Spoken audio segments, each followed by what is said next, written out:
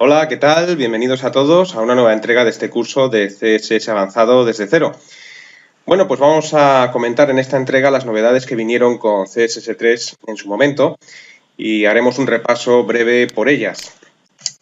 Las novedades, pues empezamos por ver el tema de los selectores. Con CSS3 se introdujeron los selectores de atributo, los selectores de hijos y los selectores de tipo. Bueno, pues vamos a ver cómo son cada uno de estos selectores y cómo se aplicarían en una página web. Lo voy a hacer con ejemplos muy sencillos, no con páginas web completas como he hecho hasta ahora, porque este tema tampoco requiere de elaborar una página web completa para explicar el uso de un selector, ¿no? Además, ya sabemos elaborar páginas completas. Luego, entonces, lo que vamos a hacer va a ser pues, irnos al Dreamweaver y ya tengo preparados unos ejemplos en el Dreamweaver pues, para ver cómo se aplican estos selectores, ¿no? Bueno, vamos a empezar con los selectores de atributo. Entonces, bueno, pues como podemos ver, en esta página web lo único que tenemos son vínculos.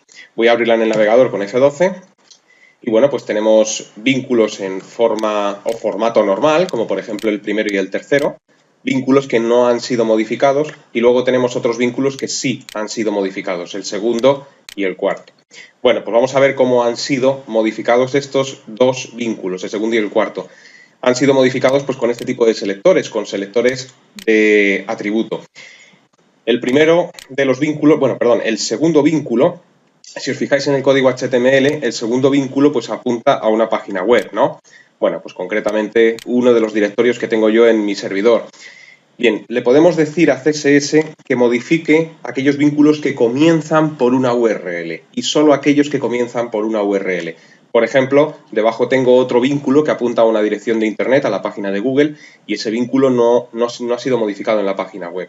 ¿Cómo conseguimos que se modifiquen unos vínculos sí y otros no? Pues con este selector de atributo. Cuando nosotros colocamos este simbolito, que en el teclado en español pues lo tenemos a la derecha de la P, pues justo a continuación del atributo href, bueno, pues le estamos diciendo dale formato a todo aquello que comience por, y a continuación pues escribimos la URL, ¿no? Bueno, pues con esto conseguimos que todos los vínculos que comiencen por este dominio, por esta URL, pues se les apliquen las características que hemos indicado dentro de él, ¿no? Hemos elegido pues una letra un poquito más grande y un color azul.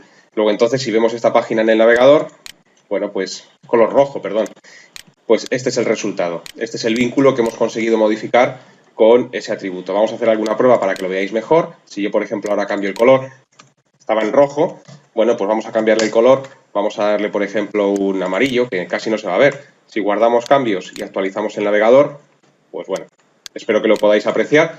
Ahí tenemos el vínculo en amarillo. Esta es la forma de modificar este tipo de vínculos. Y luego el cuarto vínculo, bueno, pues también se ha hecho con un modificador de un selector de atributo. Echando un vistazo al código HTML, el cuarto vínculo lo que está haciendo es apuntar a un documento PDF. Entonces hay una forma con CSS de especificar el formato a aquellos vínculos que terminen de una determinada forma. Por ejemplo, los que terminen en .pdf. De esta forma puedes controlar pues qué formatos se le dan a los vínculos que apuntan a unos archivos o a otros. Por ejemplo, si tienes en una página pues un montón de vínculos y algunos apuntan a archivos de Excel, XLSX, pues lo puedes especificar pues en un color especial, por ejemplo el verde, ¿no? Que va muy bien con Excel. En este caso lo hemos hecho con documentos PDF y el selector de atributo que hemos utilizado pues lo veis aquí arriba, ¿no? Entonces se sustituye el simbolito que hemos visto antes por el dólar. Al poner el dólar a continuación del atributo href, le estamos diciendo que le dé formato a todo aquello que termina por y a continuación lo que va entre comillas, en este caso .pdf. Le hemos dado un tamaño muy grande, le hemos dado un color verde. Bueno, pues si nos vamos al navegador, este es el resultado. Para hacer alguna prueba, pues vamos a modificar también el color. Y en vez de verde, pues le vamos a dar otro color para que veáis que efectivamente se modifica. Vamos a darle un morado. Luego entonces actualizamos el navegador y efectivamente así es, ¿no? Y fijaos cómo los otros dos vínculos, el primero y el tercero, pues no han sido modificados y son igual que los otros. Quiero decir que el segundo vínculo que sí ha sido modificado es igual o del mismo tipo que el tercer vínculo que no ha sido modificado. Luego entonces ahí podéis ver el funcionamiento, podéis ver que efectivamente el selector está funcionando, ¿no? Porque solamente modifica los que empiecen con ese dominio, con esa URL, por tanto el de Google no lo modifica. Y en el otro pues exactamente igual. Estamos modificando todos aquellos vínculos cuya dirección termine por PDF. Luego entonces nos modifica el último, pero no nos modifica el primero. El primero, fijaos que está apuntando a un archivo de Excel. Luego entonces la prueba de que también está funcionando. Estos son los selectores de atributo que surgieron con CSS3. Más novedades que tenemos en CSS3. Bueno, aparte de los selectores de atributo, pues tenemos los selectores de hijo. Y fijaros pues lo que nos dice aquí la presentación. Aplican formato a etiquetas que son hijas de otras etiquetas, es decir, etiquetas que están dentro de otras. Una vez que tenemos en una página web pues una etiqueta dentro de otra, podemos especificar formato solo al primer hijo de una etiqueta, al último, o aplicar formato a etiquetas alternas. Vamos a ver los correspondientes ejemplos. Vamos a empezar por ver el selector First Child que aplica formato solo al primer hijo de una etiqueta. Bueno, pues nos vamos al Dreamweaver, cerramos el ejemplo anterior, abrimos un ejemplo que tengo aquí de selectores de hijo. Bueno, vamos a examinar primero el HTML. En esta página, que la voy a abrir ya en el navegador para que la veáis, pues tenemos tres listas. Dos listas desordenadas, es decir, de viñetas, y una lista ordenada, con números. Ese es el contenido de la página web. Echando un vistazo al HTML, pues vemos cómo efectivamente dentro del body pues tengo la primera lista desordenada, la segunda y la tercera lista ordenada que tiene unos pocos de elementos más, ¿no? Vamos a empezar por ver el elemento First Child. Si nos vamos a la hoja de estilos interna, pues vemos que estamos aplicando el selector First Child a la etiqueta UL. Fijaos que hay un espacio entre lo que sería la etiqueta y los dos puntos de la pseudoclase de First Child. Bueno, pues esto lo que va a hacer va a ser aplicar formato solo a los primeros elementos que haya dentro de una etiqueta UL. Luego entonces, echando un vistazo al código antes de irnos nuevamente al navegador, pues le estará aplicando ese selector concretamente estilo a manzanas en la primera lista y en la segunda. Eso es lo que hemos conseguido con First Child. Dentro de la etiqueta UL solo se aplica formato al primer elemento. Normalmente, bueno, pues los primeros elementos son elementos destacados dentro de una página web. Por supuesto, deciros que esto no funciona únicamente solo con listas, sino que funciona con cualquier primer elemento que esté dentro de otro. Yo lo he hecho con listas porque se ve muy bien para explicar, ¿no? Pero si tenéis, por ejemplo, un P dentro de un div o varios Ps dentro de un div, haciendo esto le estaríais aplicando formato solo al primer P. Bueno, pues vamos a echar un vistazo al navegador a ver cómo efectivamente, pues mirad, le estamos dando color azul y negrita a los primeros elementos de esas dos listas UL. Vamos a modificar el color para que veáis que efectivamente pues se realizan los cambios pertinentes. Luego entonces, bueno, pues nos metemos dentro de lo que sería el valor de la propiedad color y le vamos a dar pues otro color diferente. Vamos a darle, por ejemplo, un granate. Guardamos cambios, actualizamos el navegador y fijaros cómo le ha dado un color granate oscuro, casi marrón, ¿no? Bueno, pues ahí tenéis el funcionamiento de este selector de First Child.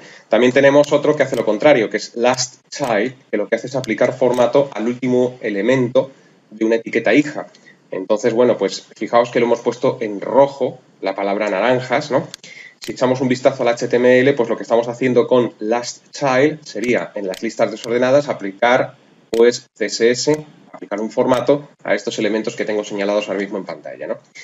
Si nos vamos a la hoja de estilos interna, pues vemos que es exactamente igual que la anterior, es decir, la etiqueta, a continuación un espacio en blanco y luego pues la pseudoclase Last Child y ahí pues le damos un color. Voy a cambiar nuevamente el color para que veáis que efectivamente pues está funcionando. Vamos a darle un azul oscuro, guardamos cambios y ahora al actualizar pues estos últimos elementos y solo los últimos pasarán a tener color azul y efectivamente así es, ¿no? Bueno, pues esto lo conseguimos con Last Child. Más elementos, vuelvo al PowerPoint un segundito. Bueno, pues tenemos también nth-child y luego, bueno, pues aquí dentro de los paréntesis dos atributos, odd y even. Bueno, pues esto es para darle formato a elementos alternos. Esto se suele utilizar bastante con las tablas, por ejemplo, para darle formato a las filas pares o para darle formato a las filas impares. Vamos a ver todas las alternativas que ofrece pues esta pseudoclase. Para ello, bueno, pues nos vamos otra vez al Dreamweaver y trabajamos con la tercera lista. Echando un vistazo en el navegador, fijaros como la tercera lista, tal y como lo tengo ahora, que lo voy a cambiar, pues le hemos dado formato pues, al elemento 2, al elemento 5 y al elemento 8. Lo que voy a hacer ahora va a ser darle formato al 1, al 3, al 5 y al 7, es decir, empezando por el 1 yendo de 2 en 2. Entonces, para ello lo que hacemos es irnos al Dreamweaver. Fijaros que esta lista, por cierto, en el código HTML es una lista ordenada para que aparezca con numeración, pero no se diferencia nada más respecto a las otras. Y bueno, lo que hemos hecho es utilizar la etiqueta UL porque esta lista es ordenada nth-child, ¿no? Si en vez de este atributo que lo explicaré ahora después, colocáis odd, lo que conseguimos con esto es que empiece por el primero y lo haga filas alternas, la 1, la 3, la 5, la 7, etc. Si guardamos cambios y actualizamos el navegador, antes de que actualice os digo ya lo que va a pasar. Le va a dar color verde a manzanas, a peras, a kiwi y a mango. Entonces actualizamos con F5 y efectivamente fijaos cómo es así, ¿no? Es decir, filas alternas, tanto en una lista como en una tabla, como en párrafos dentro de un div. Imagínate que tienes 10 párrafos dentro de un div, pues le daría formato al párrafo 1, al 3, al 5, al 7, etc., ¿no? Bueno, pues eso es lo que conseguimos con odd. Tenemos otra alternativa, vuelvo al Dreamweaver, que es la alternativa even.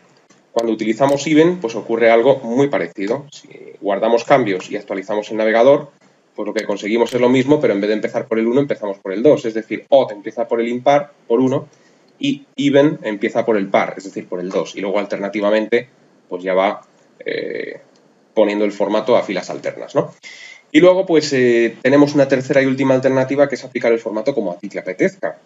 Entonces, pues no sé, imagínate que queremos aplicar formato de 4 en 4 empezando por el 1. De 4 en 4 empezando por el 1. Bueno, pues en ese caso sería de la siguiente manera. Ponemos como valor dentro de los paréntesis esta expresión y le estamos diciendo que pegue saltos de 4 en 4 y que empiece por el 1. Si guardamos cambios y actualizamos el navegador con F5, pues vemos cómo efectivamente empieza por el 1 y luego 1, 2, 3, 4... 1, 2, ya no hay más elementos, pero si hubiera más elementos, el siguiente sería nuevamente de ese color. Y para que lo veáis, pues mira, voy a agregar al HTML un elemento más para que veáis que ese elemento lo tiene que poner en verde. Nos vamos al Dreamweaver, nos vamos al código HTML, agregamos un elemento más dentro de esta lista. Bueno, pues estamos hablando de frutas, vamos a poner, por ejemplo, sandía, que creo que no está. Luego, entonces, este elemento, guardamos cambios, tiene que aparecer en verde y efectivamente es así, ¿no? Bueno, pues con esto puedes jugar todo lo que te apetezca, es decir, si en vez de 4n más 1, pues le dices 3n más 2,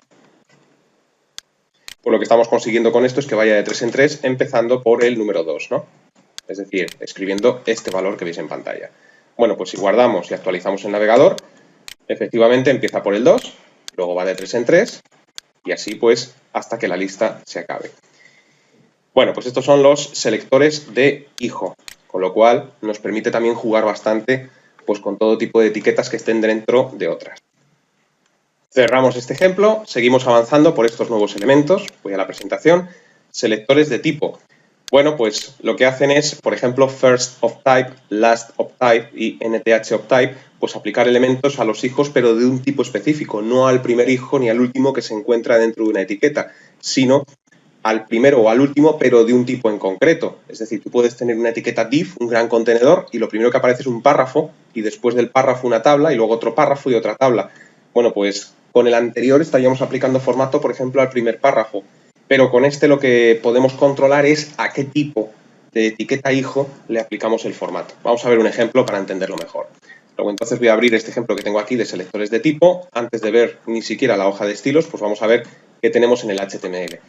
Fijaros que lo que tenemos es una etiqueta div, un contenedor, el cual pues contiene pues algo muy sencillo, una lista desordenada, luego pues un salto de línea y 4 párrafos, ¿no? Este es el primer párrafo, el segundo, el tercero y el cuarto.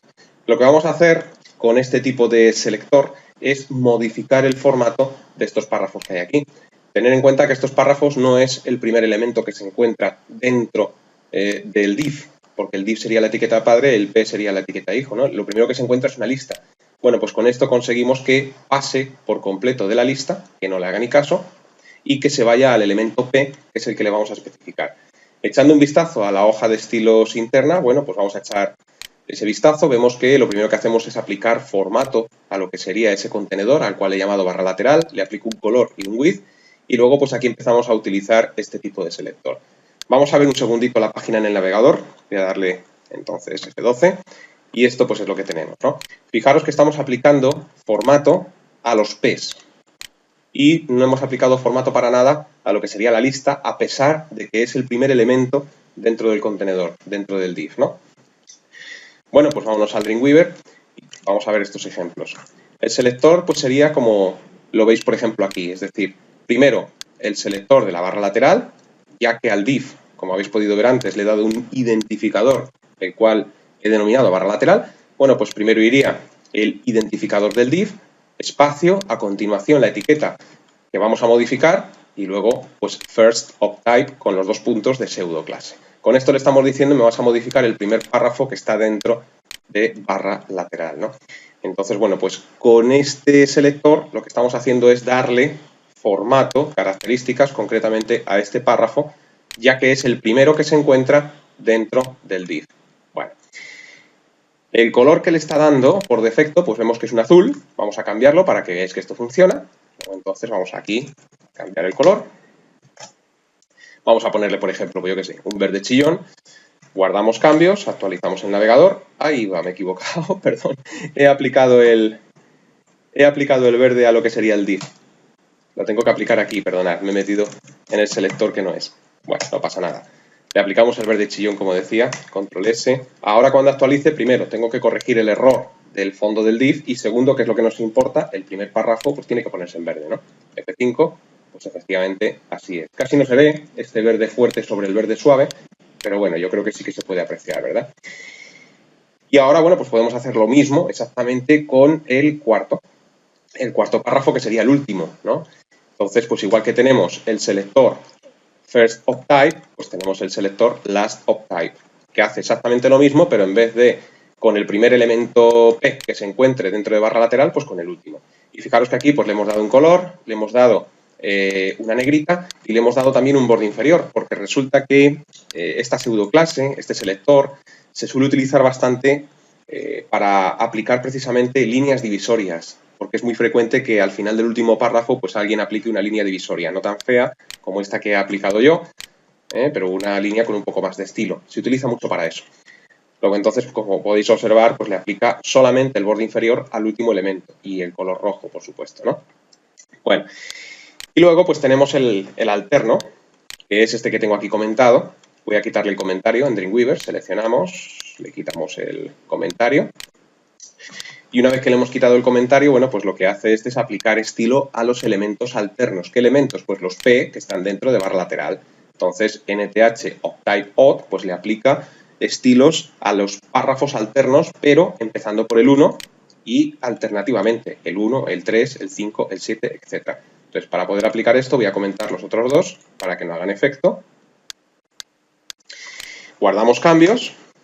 Actualizamos el navegador y si lo hemos hecho bien, en cuanto actualice tiene que aplicarle formato al primero y al tercero, pero el segundo y el cuarto no. Y efectivamente, fijaos cómo le aplica el formato especificado al primero y al tercero. El segundo y el cuarto quedan fuera, ¿no? Las características que le hemos dado, pues es un color, una negrita y el borde inferior para que se vea bien, ¿no? Si en vez de odd le decimos even, pues lo va a hacer exactamente igual, pero con el 2 y el 4, y luego iría el 6, el 8, etc. Entonces, si actualizamos, pues fíjate cómo ahora hace con el 2 y con el 4. Y luego también está la alternativa pues, que hemos mencionado antes, ¿no? Si aquí le decimos, por ejemplo, pues el selector que hemos utilizado anteriormente, pues yo que sé, 3n más 1, pues esto irá de 3 en 3, empezando por el 1. Si guardamos cambios y actualizamos, pues el primero, 1, 2, 3, el siguiente, y luego pues así sucesivamente. Bueno, pues estos son más selectores de tipo. Bien. Cerramos la página, seguimos avanzando un poquito más por los nuevos elementos. Hay una propiedad en CSS nueva que es la propiedad de la opacidad y esto pues nos quita bastante trabajo de Photoshop. Es muy frecuente a la hora de diseñar una página web incluir la típica imagen pues que es semitransparente, ¿verdad? Bueno, pues esto lo podemos hacer ya con CSS, ya no hay que abrir el Photoshop ni retocar la fotografía, ¿no? Y luego pues a partir de aquí podemos crear con el CSS que hemos aprendido hasta ahora, podemos crear vistosos efectos de rollover que anteriormente pues había que hacerlo con JavaScript y más anteriormente pues había que hacerlo con Flash, ¿no? Y me refiero al típico efecto de que tienes una especie de galería de imágenes un poco apagadas y cuando pasas el ratón por encima, la imagen sobre la que tienes el ratón se ilumina, ¿no? Bueno, pues ese efecto que antes costaba bastante, lo podemos hacer muy fácilmente con CSS manipulando la propiedad opacidad. Bueno, antes de ponernos manos a la obra, pues tenemos que tener en cuenta que la propiedad opacidad pues lleva, como todas las propiedades, un valor. Entonces, ese valor va de 0 a 1. Siendo 0, pues la imagen o el elemento al que lo aplique es totalmente transparente y el 1, pues totalmente opaco. Luego, entonces, si quieres algo entre medias, lo que utilizamos es los porcentajes o como lo veis aquí. Por ejemplo, esta medida que tengo yo ahora mismo aquí en la diapositiva, pues es exactamente igual que si aplicáramos un 50%. Y si quisiera aplicar un 70% de opacidad, pues lo que tendría que hacer es poner como valor 0.7, ¿verdad?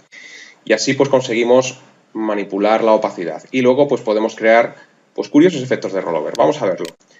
Voy a abrir la página que tengo para ello aquí, ya preparada. Entonces esta página lo único que tiene es, en principio, una imagen que es un vínculo.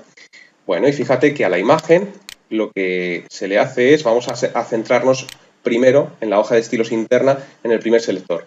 Lo que haces es, a las imágenes que estén dentro de una etiqueta A, aplicarle una opacidad de un 50%. Luego, entonces, si vemos esta página en el navegador, voy a darle a F12, bueno, pues aquí ves la imagen con una opacidad en concreto. Vamos a ver cómo funciona esto de la opacidad, vamos a hacerla pues más transparente aún. Si modificamos esto de 0.5, pues por ejemplo a 0.2, guardamos cambios, actualizamos el navegador, pues la hacemos todavía más transparente. Si ponemos un 1, pues es totalmente opaca, como si no hiciéramos nada. Y si ponemos, por ejemplo, un 0.1, perdón, un 0.1, pues esto va a ser muy transparente. Casi que no se ve, ¿no? Bueno, pues esta es la forma de modificar la opacidad. Mucho más sencillo que abrir el Photoshop o el programa de retoque fotográfico que sea, ¿no? El GIMP, yo qué sé, alguno de la familia Corel, yo qué sé. Bueno, pues mucho más fácil, ¿no? Y luego a partir de aquí, pues ya podemos crear vistosos efectos de rollover, como por ejemplo lo veis en pantalla. Y esto lo estoy haciendo con una imagen, pero por supuesto lo podéis trasladar a una galería de imágenes y además es sencillísimo hacerlo con CSS, mientras que antes de la aparición de CSS3 para conseguir este tipo de efectos, pues habría que trabajarlo mucho en JavaScript y en Flash, ¿no? O con otros programas y otras técnicas. Ahora es muy fácil. Tengo que señalar, no obstante, que estas propiedades y estos valores de CSS3 solamente funcionan con las últimas versiones de los navegadores. Es decir, si alguno de vosotros, por casualidad, está intentando ver esto correctamente en Internet Explorer 6 o 7, pues no le va a funcionar, ¿no? Y lo mismo con las antiguas versiones de Firefox, tampoco va a funcionar. Solamente funciona con las últimas versiones de los navegadores, que son los que entienden el estándar CSS3. Bueno, pues dicho esto, ¿cómo hemos creado este efecto de rollover? Vamos a verlo en el código, muy sencillo. Para empezar, pues el selector que hemos visto antes, es decir, a las imágenes que estén dentro de la etiqueta A, pues les das una opacidad de 0.5. Y luego pues utilizamos un selector de pseudoclase, que ya conocemos todos, concretamente utilizando la pseudoclase over, diciéndole que las imágenes que están dentro de la etiqueta A, pero cuando se pasa el ratón por encima, pues tengan una opacidad de 100% o de 1. Entonces, bueno, pues cuando pasemos el ratón se hace totalmente opaca y cuando están en reposo, pues están a un 50%. Y conseguimos este efecto que ya hemos visto muchísimo, pero que es muy sencillo de aplicar con CSS3. Y luego, pues, seguimos avanzando. Tenemos otra propiedad de CSS3, que es, bueno, más que una propiedad, es un valor, es el valor RGBA. Nosotros sabemos que para establecer el color en CSS, pues lo podemos hacer de varias formas. Podemos utilizar la propiedad color, dos puntos, y a continuación, pues podemos establecer el código, que es como lo hemos hecho casi siempre, del color en concreto, ¿verdad? Esta sería una forma. Bien, otra forma de establecer el color sería escribiendo el código del color. Bueno, pues te vas a un programa de retoque fotográfico, coges el código, lo copias, esa sería otra forma. Una tercera forma de establecer el color, pues sería utilizando RGB, paréntesis, y la cantidad de rojo, la cantidad de verde y la cantidad de azul, por ejemplo. Esta sería otra forma. Bueno, pues hay una nueva que es utilizar, en vez de RGB, RGBA, el cual tiene pues una notación muy parecida a la de RGB, pero le agrega un cuarto parámetro más. Y ese cuarto parámetro hace referencia a la opacidad. Bueno, pues aquí en la diapositiva lo tenéis correctamente explicado, ¿no? Aquí tenéis un ejemplo, RGBA 255.255,0, un espacio y a continuación la opacidad. Bueno, pues corresponde a la, sería rojo, verde, azul, red, green, blue y la opacidad, el alfa, que ahí viene la A, ¿no? Bueno, pues vamos a ver un ejemplo, que también lo tengo preparado pues en la página anterior. Fijaos que le hemos puesto al body una imagen de fondo. Bueno, pues esa imagen de fondo pues le hemos puesto un 50, ¿no? una imagen no, perdón, le hemos puesto un color de fondo. Le hemos puesto un color de fondo, pero ese color de fondo se lo hemos puesto a un 50. Voy a quitar los comentarios del selector del body. Guardamos cambios. Nos vamos al navegador, F5. Y bueno, pues le estamos dando este color. Vamos a ver los cambios pertinentes, porque si yo ahora, en vez de 50, le doy un 1, es decir, 100%, guardo cambios, F5, veis, pues se torna mucho más fuerte. Y si en vez de un 1, pues le doy un punto 1, esto es, casi no se va a ver, le voy a poner un punto 2, guardo cambios, F5, pues un azul muy, muy suave, casi blanco, ¿no? Bueno, pues de esta forma puedes controlar la opacidad de los colores, de las imágenes, etcétera, con RGB A, la A de alfa. Siguiente propiedad, bueno, pues la siguiente propiedad es la propiedad Text Shadow, que lo que hace es agregar una sombra al texto. Pues sí, desde CSS3 ya podemos agregar sombras a los textos y esto también nos libera de mucho trabajo con el programa de retoque gráfico correspondiente, que es como lo teníamos que hacer antes o utilizando técnicas más complejas, ¿no? Con esta propiedad pues agregamos una sombra y lo que tenemos que ver es que la propiedad Text Shadow lo que tiene son 4 valores. El primero es el desplazamiento horizontal de la sombra, el siguiente es el desplazamiento vertical, el siguiente es pues lo nítida o difuminada que quieres ver la sombra y el último pues es el color de la sombra, ¿no?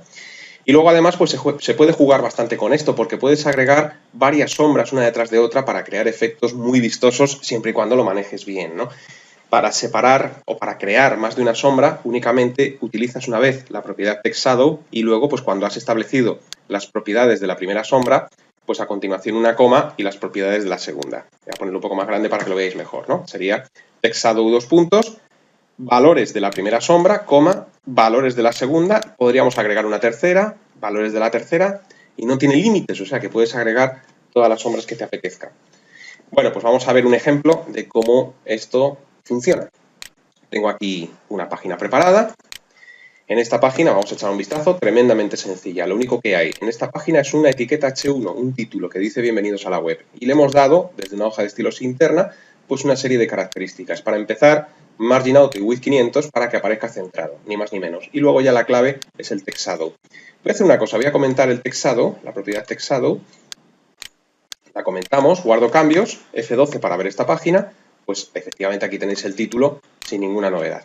Y ahora pues voy a quitar el comentario de Text Shadow para que veáis pues que efectivamente pues le da un aspecto muy vistoso. Ahí tenéis la sombra, ¿no? Le hemos dicho concretamente que haga un desplazamiento para la izquierda, un desplazamiento hacia abajo, una difuminación determinada y color gris. Entonces, echando un vistazo al código, pues aquí es donde tenemos los valores que hemos aplicado, ¿no?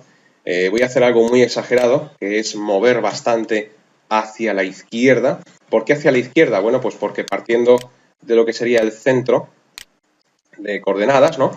Imagínate que aquí está el elemento, la sombra, en su posición por defecto. Si te desplazas en el eje X hacia la izquierda, los valores son negativos. Si te desplazas hacia la derecha, los valores son positivos. Si te desplazas en el eje de las Y hacia abajo, los valores son positivos. Si te desplazas hacia arriba, los valores son negativos, ¿no? Bueno, pues entonces si yo hago una exageración, no sé muy bien qué va a salir, ¿no? Pues mirad, muy desplazada la sombra, ¿no?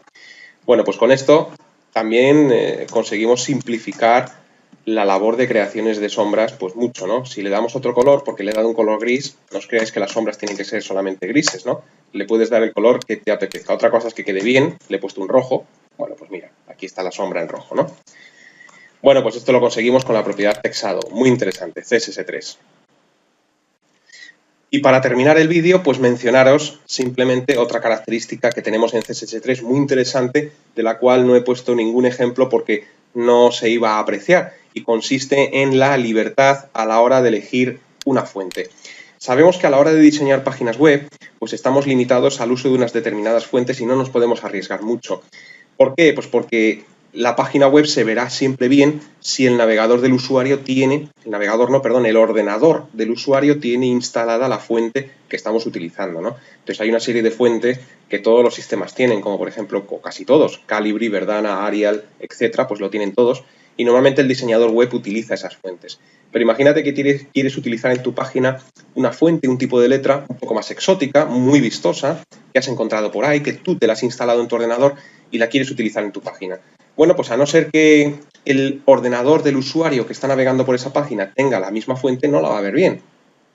Entonces, bueno, pues una solución consiste en aplicar libertad de fuente que nos proporciona CSS3. ¿Y esto en qué consiste? Consiste en tus hojas de estilo escribir lo que sería un selector @fontface, abrimos llave, y entre las llaves pues tienes que escribir el nombre de la fuente y una ruta donde el navegador del usuario, de manera transparente, se va a descargar la fuente para que la página se vea correctamente. Y todo esto, como digo, sin que el usuario se dé cuenta. No va a salir ninguna ventana de descarga ni nada por el estilo. Previamente, pues tienes que haber colocado la fuente pues en tu servidor, en una carpeta. Por ejemplo, el ejemplo que he puesto yo aquí en la diapositiva es imaginándonos que yo en el servidor donde tengo alojada la página web tengo una carpeta que se llama fuentes y dentro de la carpeta fuentes pues he colgado como si fuera un archivo normal y corriente esta fuente que veis aquí, ¿no? Bueno, pues sería, como veis en pantalla, font family, el nombre de la fuente, punto y coma, src, URL y la ruta donde tú has colgado pues esa fuente. Aquí hay que destacar que las fuentes, pues muchas de ellas están sujetas pues a copyright, ¿no? Porque fabricantes como Adobe o muchos otros pues se dedican a crear fuentes y esas fuentes no las puede usar indiscriminadamente de manera libre la persona que quiera, ¿no? Entonces, hay muchísimas fuentes que son de libre distribución y libres de derechos, esas sí que las podrás utilizar, pero ten cuidado cuando hagas esto, no estés utilizando una fuente que esté sujeta a derechos y tengas algún problema, ¿no? Pero bueno, esto está muy bien porque soluciona el problema de la fuente, ¿no? que tenían hasta ahora los diseñadores web. Y luego, bueno, pues imagínate que tú incluyes esta etiqueta en tu página web, en tu hoja de estilos interna, ¿verdad? Y resulta que la persona que está navegando por esa página ya la tiene instalada. ¿Qué ocurre? Bueno, pues que el navegador de esa persona lee esa etiqueta y a pesar de que ya la tiene instalada, la vuelve a descargar. Entonces, una fuente no es que sea demasiado grande, pero suele ocupar 175, 180K más o menos, depende de la fuente también, ¿eh? Entonces, ¿para qué hacerle descargar pues una cantidad de cache que va a enlentecer la carga de la página si ya la tiene? En ese caso, lo que puedes hacer es utilizar la etiqueta, pero con una serie de parámetros más, es decir, @fontface, el selector, abrimos la llave, el tipo de letra igual que antes, la ruta, pero en la ruta estaría aquí en tercer lugar, y luego le agregamos un tercer parámetro que es src. Si en src le dices local y el nombre de la fuente, en el caso de que el usuario pues tenga instalada esa fuente, no se la va a descargar, con lo cual pues acelerarás la carga de la página. Y si no la tiene instalada, pues entonces sí que se la va a descargar. Pero todo esto, repito, de manera transparente para el usuario. Bueno, pues espero que os hayan gustado estas novedades que vienen con CSS3 para completar todo lo que hemos visto hasta ahora. Y bueno, pues seguiremos avanzando un poquito más en este curso al que ya le quedan pocas entregas. Así que os invito a que permanezcáis atentos. Hasta entonces, que os vaya bien.